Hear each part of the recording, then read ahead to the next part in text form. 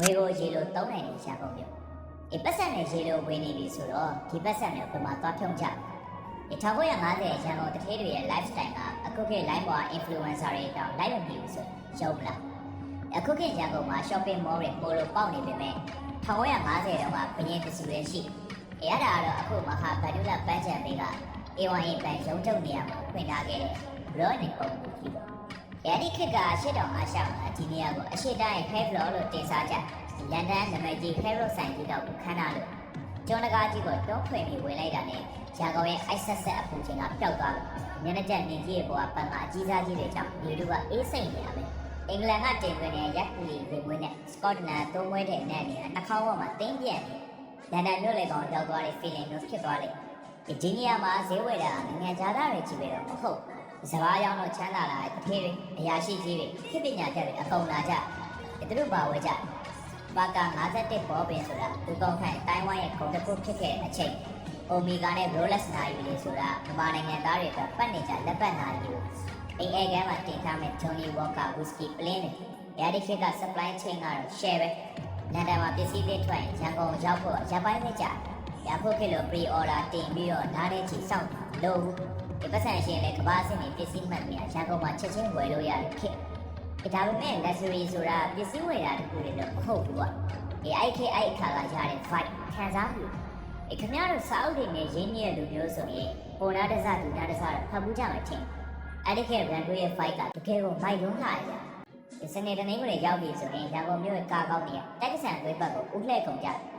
မြင်းပွဲဆိုတာအဲ့ဒီခေတ်ကတောင်းကစားတတ်မဟုတ်ဘူးလူကုန်ထန်တွေရဲ့ပွဲလမ်းတွေပဲအဲ့ဒီမှာလာကြည့်တဲ့အမျိုးသမီးတွေရဲ့ fashion မျိုးသားတွေရဲ့ရှာပိန်ဖတ်ပိုင်ပြီးတော့ငင်းလောင်းတဲ့ style တွေကဟောင်ကောင်တို့လန်ဒန်တို့အားမအောင်မချဘူးPK Blender ဇလန်တွေက vibe စစ်အဲ့ဒီခေတ်ရန်ကုန်သားတွေကမြင်းပွဲအတွင်းမှာသူတို့ရဲ့ကျွယ်ဝမှုနဲ့အချိန်ထုတ်ပြကြတယ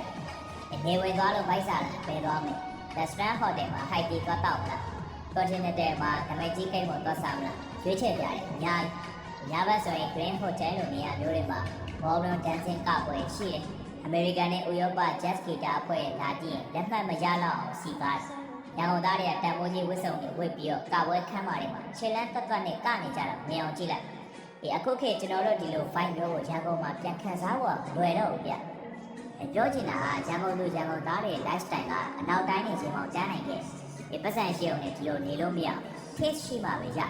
သူတို့ကပတ်စံကိုတန်ဖိုးရှိသုံးတတ်တယ်အခုခေတ်ဈေးဝယ်စင်တာတွေမှာ brand တွေဝယ်နေကြပါမယ်ရောရင်ကုမ္ပဏီခက်ကလူတွေအစင်တော့မမှီဘူးလို့ပြောရင်ခင်ဗျားတို့ကျွန်တော်စိတ်ဆိုးလိုက်ဒါပေမဲ့တကယ်ကိုမမှီတာနေရောရန်ကုန်ဆိုတာပတ်စံအိတ်ကြီးပဲဖောင်းနေတာမဟုတ်ဘူးဗျအုံနောက်လည်းအရန်ကောင်းတဲ့မြို့တစ်မြို့ပေါ့မင်းတို့အခုခေတ်မှာပညာတတ်ချင်နိုင်ငံခြားထွက်ဖို့ပြင်နေကြမလားခေတ်တုန်းကတော့စီးစင်းပေါ့ပြောင်းပြန်မယ်နိုင်ငံခြားသားတွေပညာတတ်ချင်ရန်ကုန်မှာလာတက်ရ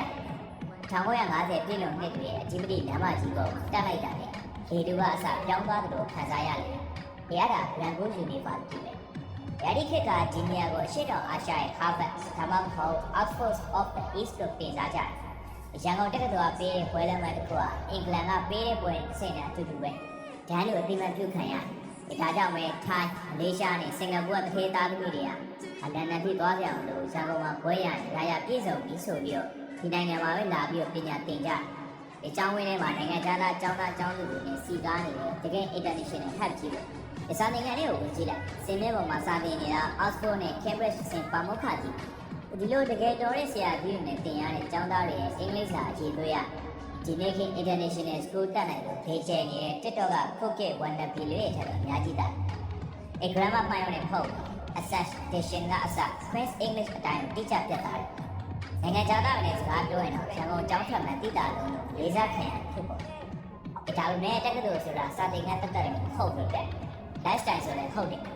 ဒီကောင်းလေးမဖြတ်တမ်းမှုတဲ့ lifestyle နဲ့ဘာညာဆိုပြီးတော့ collected တက်ကြွယ်နေတဲ့ကောင်းလေးကိုတော့အဲ့ဒီခေတ်တက္ကသိုလ်ကျောင်းသားကြီးတွေကြီးချင်ပါဘူးညနေဆောင်ရင်အင်အားကံမောင်ဘက်က Rangoon University Book Club မှာလှည့်တော်နေတဲ့ကျောင်းသားတွေတွေ့ရဒီတချို့ကတော့စာကြည့်တဲ့ရေးထဲမှာကမ္ဘာနိုင်ငံရဲ့စာအုပ်တွေဖတ်နေတာအဲ့ဒီအထဲမှာအရေးကြီးဆုံးအသက်သွေးကြောအဖြစ်ဆုံးနေရာတစ်ခုရှိအဲ့ဒါကတော့သမိုင်းဝင် RUSU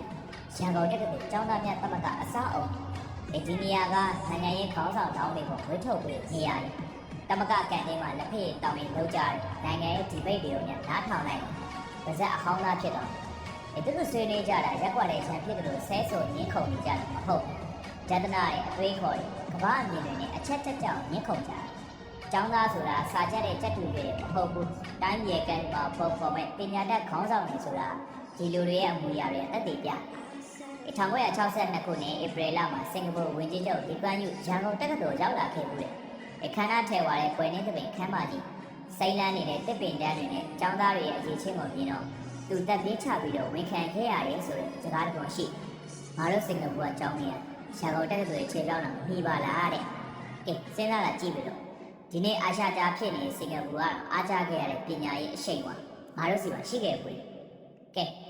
မင်းတို့နာကျင်ကြမိဖို့တစ်ခုလောက်မေးမယ်အဲ့ဒီတော့ကကျောင်းသားတွေကပညာကိုတိုင်းပြည်ပြောင်းလဲဖို့လက်နက်အဖြစ်ကိုသုံးခဲ့ကြဒီနေ့ခေတ်မှာတော့ငါတို့ကဘွဲလက်မှတ်တစ်ခုကိုအလုံးလျှောက်ဖို့စာရွက်တစ်ရွက်ထပ်ပို့ပြီးတော့တန်ဖိုးထားတတ်ကြသေးရဲ့လားရန်ကုန်ဆိုတာရှက်စကင်ဝစ်စုံဝစ်ထားတဲ့တထေးတွေနဲ့ပတ်စံအိတ်ကြီးပဲဖောင်းနေတဲ့မျိုးမဟုတ်ဒီမျိုးကြီးမှာဝိညာဉ်ရှိအဲ့ဒီဝိညာဉ်ကိုဘယ်မှာသွားရှာပထမဆုံးတက္ကသိုလ်ရေးတာလမ်းနဲ့အင်အားကံမောင်ဘက်ကိုခြေဦးလှည့်ကြည့်အခုခေတ်မှာတော့အင်အားကံမောင်ဆိုတာမိုးလင်းမိုးချုပ်ထီးတွေစီနေတဲ့ကပယ်တွေနဲ့နေရာဖြစ်ဒါပေမဲ့1950ကာလတွေတော့ဒီနေရာကကြပြဆရာတွေစာရေးဆရာတွေနတ်ဘုံပဲမင်းတို့သာဆရာကြီးမင်းတို့ဘုံတော့ဆရာစောကြီးတို့လူတို့တော်မာတို့ရဲ့စာတွေဖတ်ဘူးမယ်ဆိုရင်အဲ့ဒီခေတ်ရန်ကုန်ရဲ့တကယ်ကိုမိုက်လုံးလာရ